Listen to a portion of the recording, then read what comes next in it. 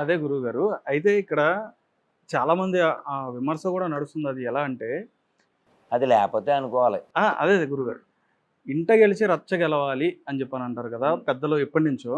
అయితే ఇప్పుడు మీరన్నట్టుగానే మన సనాతన ధర్మంలో మనకు సంబంధించిన ఏదైతే హిందుత్వం ఉందో దానిని మనతో పాటు ఎవరైతే ఉన్నారో ఇప్పుడు మీరు చెప్పినట్టుగానే ఎవరైతే ఉన్నారో వారందరూ కూడా సక్రమంగా ఉన్నారు అని చెప్పని మీరు భావిస్తున్నారా?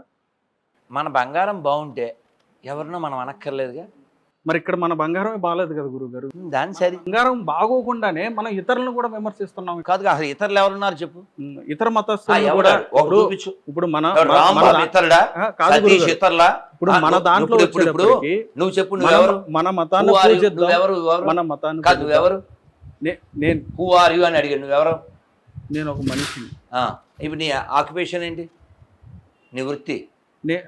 వృత్తి వచ్చేటప్పటికి ఒక మీడియా. జాబ్ కదా కదా. అలా నువ్వు ఎవరినైతే ఇతరులు అంటున్నావో వాడు ఇతరులుగా భావించబడుతున్నాడు. ఇప్పుడు నేను ఎక్కడైతే రియాక్ట్ అవుతున్నానో దేనికి రియాక్ట్ అవుతున్నాను? ఇప్పుడు ప్లాస్టిక్ సామాన్లు మీ ఇంటికి వచ్చినాయి అనుకో, కొనడం కొనకపోవడం ఎవడిష్టం? మన ఇష్టం. కొనలేదనుకోండి, వాడు నోరు జారాడు అనుకోండి, అప్పుడు ఈ సెల్ఫీ స్టిక్ వాడచ్చా? వాడి మీద వాడకూడదా? సెల్ఫ్ రెస్పెక్ట్ కోసం. కొనకపోతే వాడు వాక్కూడదు కదా, నోరు జాగ్రత్త. నేను చేయి జాగ్రత్త అంతే. ఇప్పుడు కూడా ఇప్పుడు ఈ దేశానికి క్రైస్తవానికి ఇస్లాంకి ఏ సంబంధం లేదు. సో పోని నీకు నచ్చింది, డబ్బా కొట్టావు, కొడితే కొట్టు, ఇళ్ళ దగ్గరికి వచ్చి కొడితే. నిన్న ఒక పోస్ట్ ఉంది, ఆ సెల్లో ఉంది, పెద్ద ఆంజనేయ స్వామి విగ్రహం, తూర్పుగోదావరి జిల్లా, దాని ఎదురుగా ఈ శవార్త పెద్ద ఫ్లెక్సీ. ఆంజనేయ స్వామి గుడి గోడ మీద ఒక పోస్టర్ అంటించేయడం, రాముల వారి గుడిలో కరెంటు తీసుకుని రాముల వారి గుడి ముందే ఈ ఎండిపోయిన శవానికి ఈడు పేదన. రియాక్ట్ అవ్వాలో వద్దా చెప్పు. మరి ప్రజల్లో చైతన్యం వచ్చిందంటారా? మరి వచ్చింది కాబట్టేగా ఈ రియాక్ట్ ఎలా అవుతుందో మరి. ఇప్పుడు ఎక్కడ చూసినా కానీ మీరు కనిపిస్తున్నారు, ఎక్కడ చూసినా మీరు మాట్లాడుతున్నారు. ఇప్పుడు మీరు అన్నట్టుగానే ఎక్కడైతే మొబైల్లో చూసారో, మీరు ఎక్కడైతే సన్నివేశాలు జరుగుతుందో దాని మీద మీరు రియాక్ట్ అయ్యి మీరు మాట్లాడడం జరుగుతుంది. కానీ అక్కడ చుట్టుపక్కల ఉన్న ప్రజలు ఎందుకు మాట్లాడలేకపోతున్నారు? కొంత నానా ఇప్పుడు అందరూ ఒకలా ఉంటారా? అందరికీ ఒకే ఫోర్స్ ఒకలాగే ఉంటుందా? ఉండదు కదా. ఇప్పుడు నిన్నగాక మొన్న రాత్రి ఒక ఫోన్ వచ్చింది హైదరాబాద్ జిల్లా, గురుగారు మీకు చాలా ధన్యవాదాలు అన్నాడు. ఏంటి ఆయన అన్న, మీ వలన మా ఊళ్ళో గొర్రెలు లేకుండా పోయారు. 17 గొర్రెలు ఉండేవి, వాళ్ళకి మీ వీడియోలు చూపించాను. ఎందుకని వారిని గొర్రెలు అంటున్నారు? నేను అనలేదు బాబోయ్. మళ్ళీ ఈ ప్రశ్న విని బోర్ అయిపోతున్నాను. ఏం దగ్గర నుంచి ఎక్కువగా వినిపిస్తూ ఉంటుంది. ఫేమస్ అయ్యింది నాన్న. ఇప్పుడు ఉదాహరణకి కారు అనేది ఎప్పుడు పుట్టింది? కారు పుట్టి ఒక 200 ఏళ్ళు అయిందా? కానీ ఇక్కడ ఓ పార్టీ దాన్ని వాడింది 20 ఏళ్ళ నుంచి, అలా ఫేమస్ అయింది. కారు లేదా అంతకుముందు? అంటే ఆ పార్టీ లేకముందు కారు లేదా ఏంటి? ఆ పార్టీ కారు గుర్తుగా పెట్టుకుంది. అలా ఈ గొర్రె పదం నా వల్ల ఫేమస్ అవ్వచ్చు, కానీ అది పాపం ఎప్పటి నుంచో. ఇప్పుడు మిమ్మల్ని ఏమని పిలవాలి హోల్సేల్గా? మిమ్మల్ని అందరినీ media people, media team hurt అవుతారా ఏంటి? ఇప్పుడు మీడియా, ఇప్పుడు నీ పేరు మర్చిపోయాను, నీ పేరు మర్చిపోయా, ఆయన పేరు మర్చిపోయాను. ఒరే మొన్న వచ్చారు రెడ్డి వాళ్ళు, ఎవరు ఆ మీడియా వాళ్ళు, అనొచ్చుగా, అట్టవరుగా. అలా మిమ్మల్ని మీడియా వాళ్ళని మీరు ఎలా భావిస్తున్నారో వాళ్ళని గొర్రెలని వాళ్ళే భావించబడి వాళ్ళు గాడ్ అనుకునే ఆయన అడ్రస్ చేశారు. ఏమని? కొంచెం వాళ్ళ భాషలో చెప్పనా? కాదు, నా భాష కాదు, మీరు మీడియా వాళ్ళని మీరే చెప్పుకున్నారు, నేను కాదు కదా. అలా నేను తప్పిపోయిన గొర్రె పిల్లల కొరకే వచ్చి తిని. సో దే కన్సిడర్, నేను కాదు. కాబట్టి అసలు నా పదం కాదు అది. అయితే గురువుగారు, అంటే మన గ్రంథాలు కానీ మన శాసనాలు కానీ ఏం చెప్పలేదు కదా పరమతాన్ని మనం దూషించొద్దు. అసలు పరమతాలు లేవుగా. కరెక్టే గురుగారు. అంటే చాలా మంది ఇప్పుడు మీరు సరే ఇప్పుడు మాట చెప్దాం. మీ ఇంటికి వచ్చి ఎవడో ఒకడు చెత్త బొట్టు నిండా చెత్త ఉంది, అది మీ ఇంటి గుమ్మ ముందు వేసాడు. ఇప్పుడు ఎలా రియాక్ట్ అయితే బాగుంటుంది అంటావు? అన్నం తినే ఓ వ్యక్తిలా నువ్వు బీపీ లేస్తుంది. లేస్తేనే నువ్వు బ్లడ్, నీకు హెడ్ ఉన్నట్టు, లేకపోతే మూసి వాటర్ ఉన్నట్టు, సేమ్ అంతే అంతే. వాళ్ళు కొలిచే దేవుణ్ణి మీరు వాడు ఎవడైతే నాకెందుకు? అంతేనా?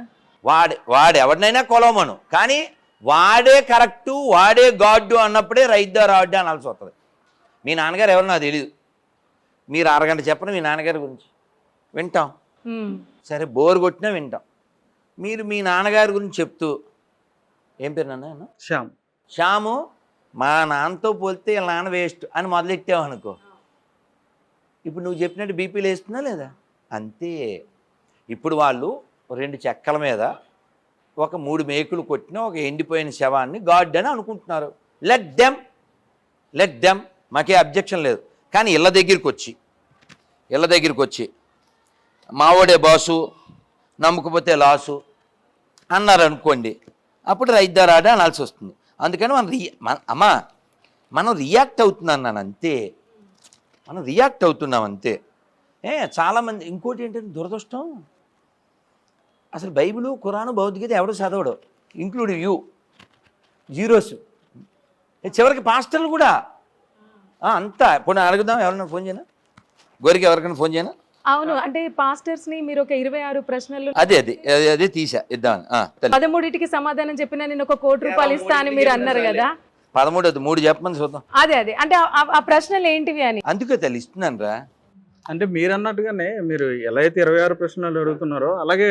ఒరే అన్న రమేష్ గారు, ఇది మంచి పాయింట్. శ్యామ్ ఒరే చెప్పరా, నువ్వు బాగా అడుగు దా. ఇప్పుడు మళ్ళీ write the rod with oil దా. అదే గురుగారు, మీరు ఎవరినైతే అడిగారో విజయ్ ప్రసాద్ గారు అని చెప్పని ఆయన 15 ప్రశ్నలు సమాధానం చెప్పండి అని చెప్పని ఆయన అడిగారు. కానీ ఒక ప్రశ్న చెప్పనా, మీరు ఎలిజిబిలిటీ కాదా అని చెప్పని ఒక్కొక్క ప్రశ్నకి సమాధానం చెప్పండి అని చెప్పాను. ఇప్పుడు 26లో 13 చెప్పమన్నాను, మొత్తం అన్నీ చెప్పేస్తాను డైరెక్ట్ ఠటాక్ అని నాకు ఫోన్ చేశాడు. ఇక్కడ రమేష్ గారి ఇంట్లో ఉన్నప్పుడే, ఆ రోజు ప్రయాణం కూడా. ఒక్కటి చెప్పండి శాంపిల్ కన్నా, ఒక్కడికి కూడా చెప్పలేదు ఎంతవరకు. ఇప్పుడు 3 నెలలు అయింది, 4 నెలల్లో. పోనీ ఆ టాపిక్ పక్కన పెడదాం. నువ్వు 15 క్వశ్చన్లు అన్నావు కదా. ఇగో ఇక్కడ హనుమంతుడు, రాముడు, అమ్మవారు, శివుడు ముందు చెప్తున్నా, ఎవ్వడో nobody have right to question Hindus. ఎందుకు చెప్పనా? ఇప్పుడు ఒక సిల్వర్ షాప్ ఆయన వచ్చారు కదా, గోల్డ్ జ్యువెలర్స్. ఆయన షాప్ పెట్టుకుని బోర్డు పెట్టుకుని వాళ్ళ జ్యువెలర్స్ అమ్ముతున్నాడు. నువ్వు రోడ్డు మీద వెళ్తున్నావు, నీకేమన్నా రైట్ ఉందా ఆయన క్వశ్చన్ చేయడానికి? ఎందుకు అమ్ముతున్నావు, గ్రాము 300 3,000 ఎందుకు? అలా క్వశ్చన్ ఏం లేదు కదా. డిమార్ట్ వాళ్ళని క్వశ్చన్ చేస్తావా? చెయ్యం. రిలయన్స్ స్మార్ట్ వాళ్ళని ఏం చేస్తావా? విజేత వాళ్ళని ఏం చేస్తావా? కానీ మీ ఇంటికి వస్తారే ప్లాస్టిక్ సామాన్లు అవి అమ్మడానికి, కుక్కర్లో స్టవ్లు అవి అమ్ముతానికి వస్తారే, ఎంత? 5,000. ఎందుకు? 2,000కి 2,200 చేసుకో. అంటే అక్కడ చిన్న వ్యాపారులు అని చెప్పని చులకనగా చూసాను అంటారా మీరు? కాదు, ఆడు అడుక్కోవడానికి వచ్చాడు, నీ దగ్గరికి అడుక్కోవడానికి వచ్చాడు. వాడు నిన్ను అడుక్కోవడానికి వచ్చాడు. కానీ ఇక్కడ రిలయన్స్లో ఏం పెట్టారు? ఫిక్స్డ్ అని పెట్టారు. నువ్వు కొంటే కొను, లేకపోతే లేదు. నేను చెప్తున్నాను, స్ట్రాంగ్గా చెప్తున్నాను, నేను నమ్మే రాముడిని, కృష్ణుని, అమ్మవారిని, శివుడిని, నువ్వు నమ్మినా నమ్మపోయినా పర్వాలేదు. ఇవి ఒక్క మాట చెప్పమన్నాను, మేము నమ్మే అల్లాని యేసుని నమ్మపోయినా పర్లేదని. మొత్తం దరిద్రం వదిలిపోతుంది ప్రపంచానికి. చెప్పమని చూద్దాం.